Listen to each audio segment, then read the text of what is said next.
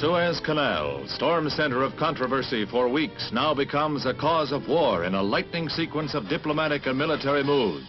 Since its seizure and nationalization by President Nasser of Egypt, the vital waterway has precipitated a new crisis in the already tense Middle East.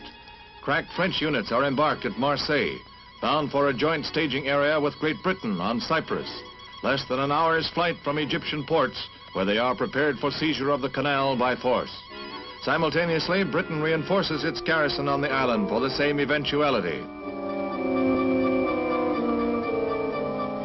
A naval concentration in the eastern Mediterranean strengthens the military buildup, even as Israel, in a lightning attack, thrusts deep into Egypt to the vicinity of the canal.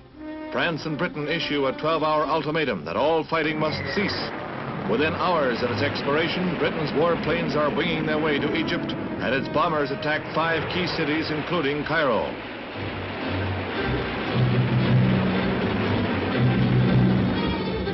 Following a Security Council veto by Britain and France of a United States motion for a ceasefire, President Eisenhower, after consultation with Secretary of State Dulles, makes a firm declaration of United States policy. The United States was not consulted in any way about any phase of these actions, nor were we informed of them in advance. In the circumstances I have described, there will be no United States involvement in these present hostilities.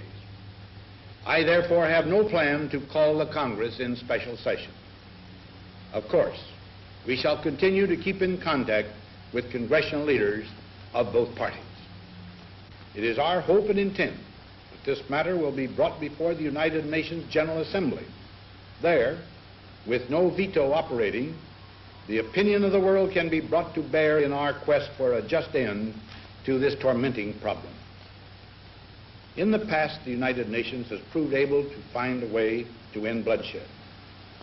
We believe it can and that it will do so again. The whole question is brought before an emergency session of the General Assembly, where it faces the bar of world opinion.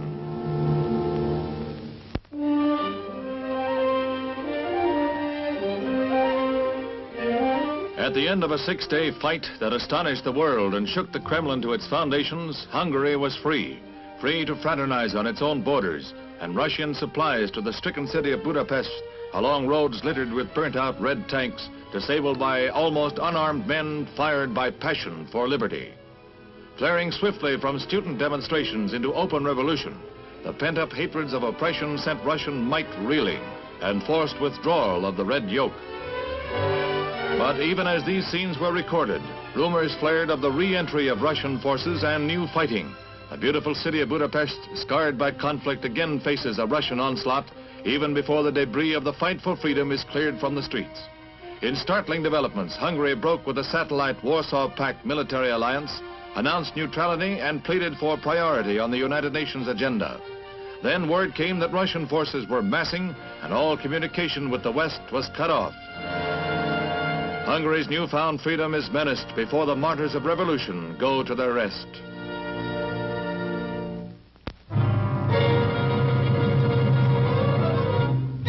The streets of Rome are thronged with demonstrators cheering Hungary's fight against red domination.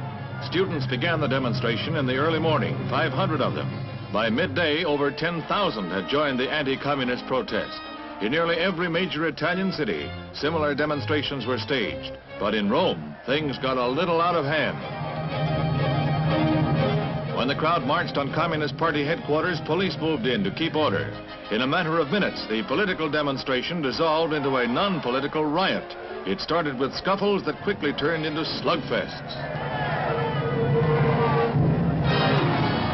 Through the heart of the city, the battle between students and police raged. No new thing in Italy, but perhaps by its very intensity, a measure of Rome's anti-communist fervor. From horses to horsepower, that's quite a switch for the Texas Ranger, who with his trusty steed and shooting iron long has kept law and order in the Lone Star State. But modern technology is catching up with the Old West, so now it's horses under the hood, and even old paint must admire his sleek new replacements. The cars are needed to pack the modern Ranger's arsenal of weapons, but horse is also part of the arsenal, gets a free ride to where the highway ends and the lone prairie begins. There's still a job for old paint with the Rangers. Horses take over where horsepower ends, for the Old West lives on.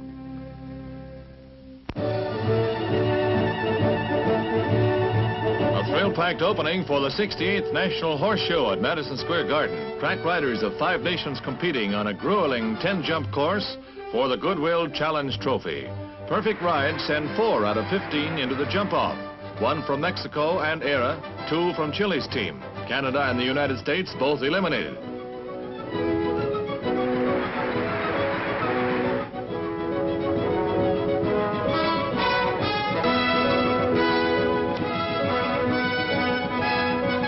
A test of horse and horseman with courage, speed, and skill at a premium. The winner, Mexico's General Humberto Moriles. Adding to the opening night pageantry and color, a long-time horse show favorite returns. The Royal Canadian Mounted Police musical ride. 32 Mounties on matched brown steeds in a brilliant display of precision riding. For lovers of spectacle and fine horse flesh, the event of the year.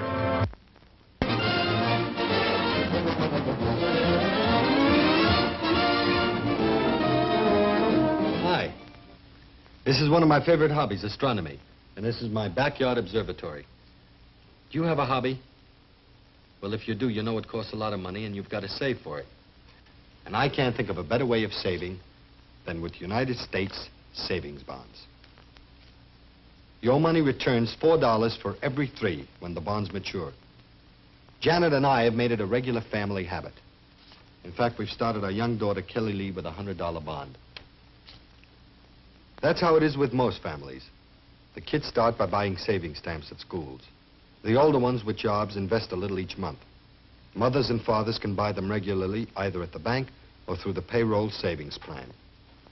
Does your family have the bond buying habit? I hope so. Remember, you get back $4 for every 3 when the bonds mature. So why don't you all go out and buy a big stack full, huh?